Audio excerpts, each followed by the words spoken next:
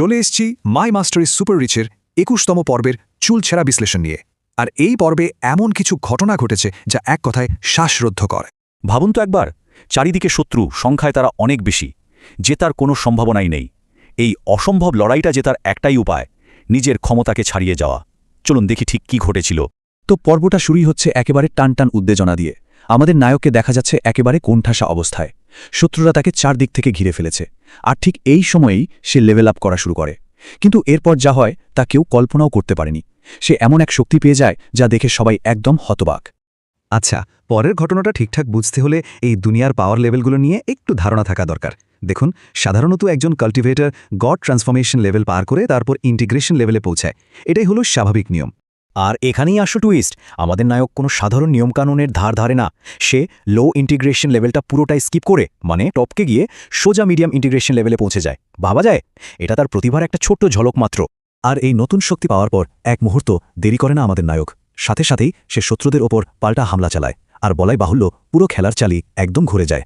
আর এই আক্রমণে সে ব্যবহার করছে তার দুটো বিধ্বংসী অস্ত্র। একটা হলো সেই রহস্যময় প্রায় অজেয় ফার্নেসটা, যার ক্ষমতা আমরা আগেও দেখেছি, আর দ্বিতীয়টা হলো তার হাতে থাকা একদম নতুন ঝকঝকে একটা বর্ষা, যা তার শক্তিকে যেন কয়েক গুণ বাড়িয়ে দিয়েছে। নায়কের এই বিধ্বংসী রূপ দেখে এল্ডাররা, মানে শত্রুরা, রীতিমতো ঘাবড়ে যায়। তারা বুঝে ফেলে যে একা একা লড়ে কোনো লাভ নেই, ওকে হারানো যাবে না। তাই তাদের হাতে একটাই উপায় খোলা ছিল, সবাই মিলে একসাথে ঝাঁপিয়ে পড়া।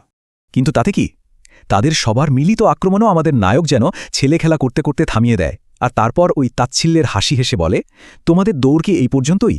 বোঝাই যাচ্ছে পাওয়ার লেভেলটা এখন কোথায় গিয়ে দাঁড়িয়েছে। কিন্তু লড়াইটা এখানেই শেষ হয়ে যায়নি, বরং ঘটনা আরও জটিল দিকে মোড় নেয়। কারণ আমাদের নায়কের সঙ্গীরা তখনও মারাত্মক বিপদের মধ্যে ছিল। নায়ককে যখন কিছুতেই কাবু করা যাচ্ছে না, তখন শত্রুরা একটা নোংরা চাল চালে। তারা সরাসরি টার্গেট করে নায়কের বিশ্বস্ত সঙ্গী এল্ডার লুকে, আর তাকে বন্দী করে ফেলে। ব্যাস, পরিস্থিতি এক মুহূর্তে আরও ভয়ানক হয়ে ওঠে। এই পরিস্থিতিতে এল্ডার লুয়ের কাছে আর কোনো রাস্তা খোলা ছিল না। কাল্টিভেটারদের জগতে আত্মধ্বংস বা সেলফ ডিস্ট্রাকশন হল শেষ উপায়, নিজের শরীরকে বিস্ফোরিত করে শত্রুদেরও শেষ করে দেওয়া। এল্ডার লু ঠিক এটাই করার জন্য তৈরি হয়, যাতে বাকিরা পালিয়ে যাওয়ার জন্য কিছুটা সময় পায়। কিন্তু আমাদের নায়ক তার সঙ্গীকে এভাবে মরতে দিতে একদম রাজি নয়। সে পালাতে তো অস্বীকার করেই, উল্টে এমন একটা প্রস্তাব দেয় যা শোনার পর সবাই অবাক হয়ে যায়। সে বলে, কি হবে যদি এল্ডার লু এই মুহূর্তে এই অবস্থাতেই লেভেল আপ করতে পারে? মানে এটা তো প্রায় অসম্ভব একটা ব্যাপার। আর এই অসম্ভবকে সম্ভব করার জন্য একজনেরই সাহায্য দরকার, আর সে হলো তার সেই অবিশ্বাস্য শক্তিশালী মাস্টার, যিনি এই মুহূর্তে সেখানে উপস্থিতি নেই। কিন্তু সমস্যাটা হলো, এমন একজন মাস্টারকে কিভাবে ডাকা যায় যিনি কারো ডাকে সাড়া দেন না? আমাদের নায়ক টেলিপ্যাথি ব্যবহার করে, মানে মানসিকভাবে তার মাস্টারের সাথে যোগাযোগ করার চেষ্টা করে, কিন্তু কোনো লাভ হয় না। ওপাশ থেকে কোনো উত্তরই আসে না। প্রথমবার সে ভদ্রভাবে অনুরোধ করে, কোনো সাড়া নেই। দ্বিতীয়বার সে আরও মরিয়া হয়ে সাহায্য চায়, তখনও সব চুপ। তখন সে বুঝতে পারে, না, এভাবে কাজ হবে না। তাই সে এমন একটা কাণ্ড করে বসে যা শোনার জন্য কেউ প্রস্তুত ছিল না। সে সবার সামনে চিৎকার করে বলে ওঠে, মাস্টার, আমি আপনার সন্তানের বাবা হতে চলেছি। ভাবা যায়, আর এই একটা কথাতেই কাজ হয়ে যায়। তার মাস্টার প্রচণ্ড রেগে গিয়ে সঙ্গে সঙ্গে সেখানে হাজির হন। অবশ্য মাস্টার তো রেগে আগুন, তিনি কোনো উত্তর না দিয়ে আবার উধাও হয়ে যান। কিন্তু আমাদের নায়ক এটাকে হ্যাঁ বলেই ধরে নেয়, কারণ তিনি তো না বলেননি, তাই না? আর না বলা মানেই তো একরকম সম্মতি।